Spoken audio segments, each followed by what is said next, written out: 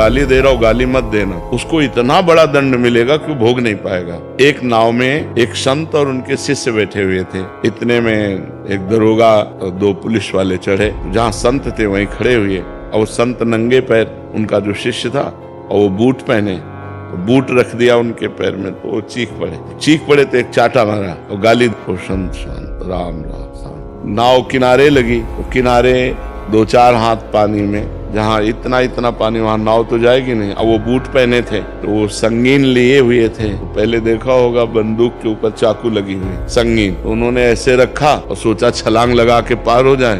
वो बालू थी, वो फिसल गई, संगीन उनके यहीं घुसी और वहीं मर गए। तो गुरुजी ने अपने शिष्य को डांटा कि अगर एक शब्द कह देता तो ये बच जाता, तूने एक शब्द भी नहीं कहा ना, इसलिए इसको इतना भारी दंड मिल गया। उमा क्षमा सापहुते भारी, अपने कर्म जाए अपकारी।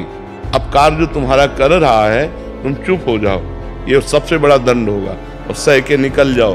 तो ये क्षमा श्राप से भी भारी हो गई, उसको भारी दंड मिलेगा। इसलिए हम तो ये चाहते हैं कि उसको भी दंड न मिले, आनंद से रहे। बुद्धि शुद्ध कर दो भगवान, उसको दंड मत दो, तो हमारा और मंगल हो जाएगा।